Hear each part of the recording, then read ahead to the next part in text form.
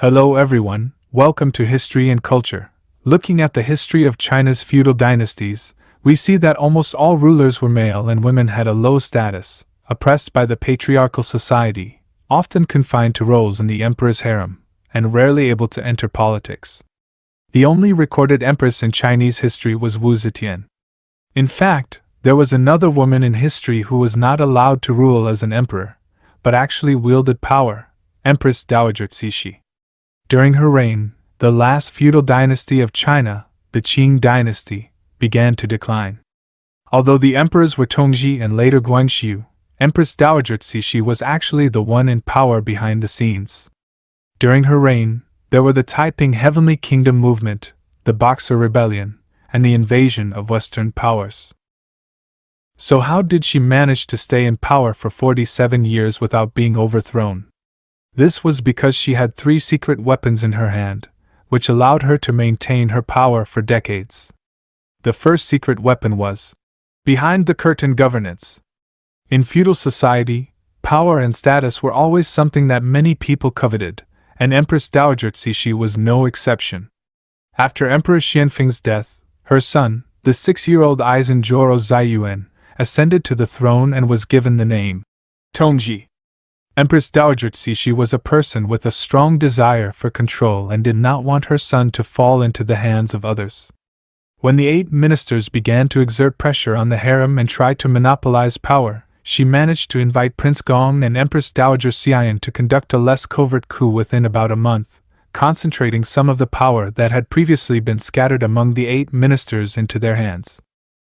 The power of the 8 ministers was quickly dissolved, and they eventually refused to obey.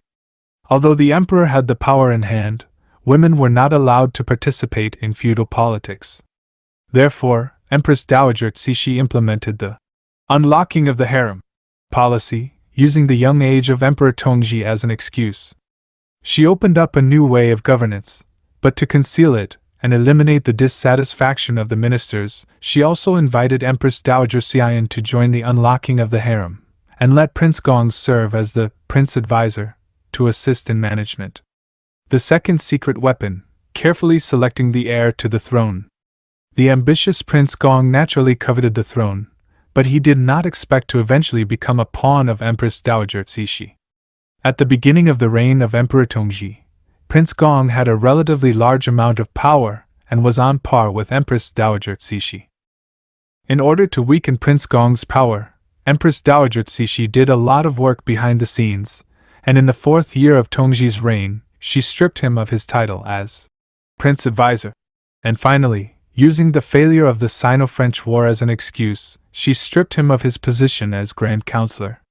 However, Emperor Tongzhi was short-sighted. He only ruled for 13 years and died at the age of 19. This created a big problem.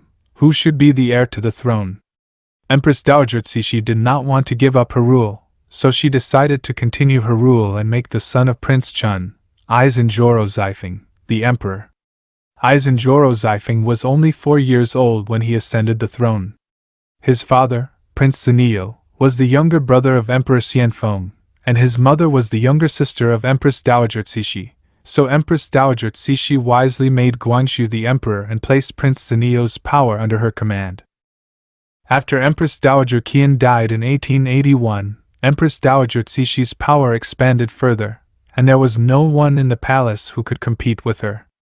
Emperor Guangxu was an ambitious royal offspring who did not want his dynasty to decline further, so when China lost the war against Japan and Western powers began to slaughter China madly, he supported the 100 Days reform launched by the capitalist reformists to save the country.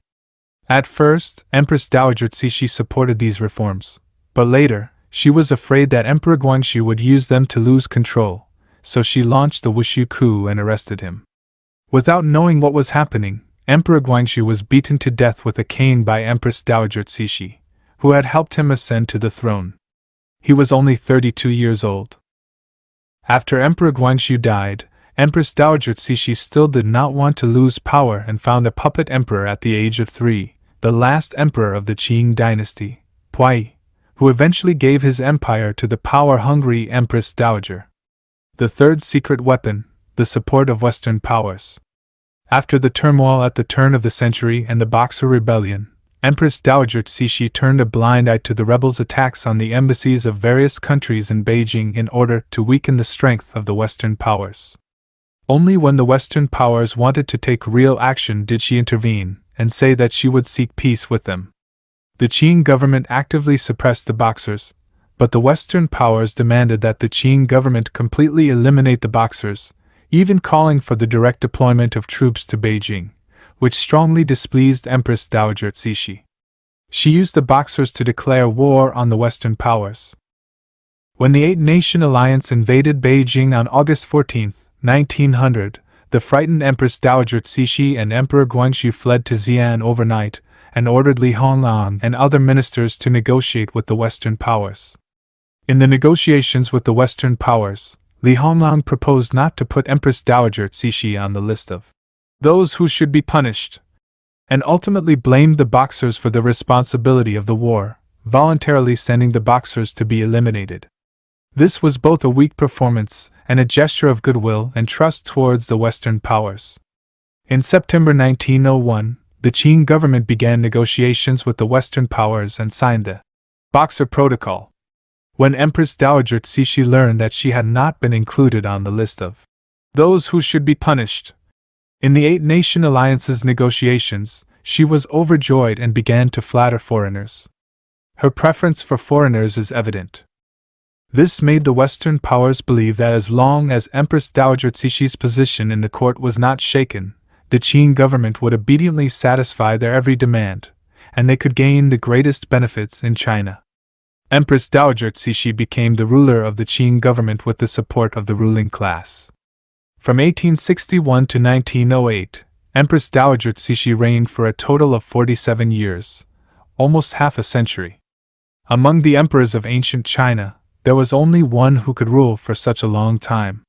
And even if an emperor could rule for a long time, it was only because they lived a little longer than others, not because they had any special tricks for ruling. Furthermore, those emperors who lived longer actually encountered great political troubles. For example, although Emperor Wu of Liang was an emperor for 48 years, he was eventually imprisoned and starved to death by a rebel named Hou Jing. When Emperor Qianlong had been emperor for 60 years, he was still alive but had to pass the throne to his son Jiaqing and become a retired emperor because he knew that if he didn't do so, there would be trouble. Emperor Kangxi was emperor for 61 years, but his sons had long been at odds with each other, which made him exhausted. But Empress Dowager Cixi was different. During her 47 years in power, her authority was almost never challenged. Although Emperor Guangxu attempted to challenge her during the 100 Days Reform, he didn't actually pose any threat to her, and she easily dealt with him without even needing to use military force. In short, Empress Dowager Cixi ruled China for half a century, although she turned China into a semi-colonial and semi-feudal society, and the Qing dynasty collapsed 3 years after her death. Her power remained solid thanks to the 3 secret weapons in her hands. Of course, although Empress Dowager Cixi's methods protected herself, they harmed the interests of the country and the people. In the end, the country and the people were pushed into the abyss of destruction by her. This is History and Culture Channel. Likes and subscriptions are the greatest help and support for us. Thank you everyone. See you next time.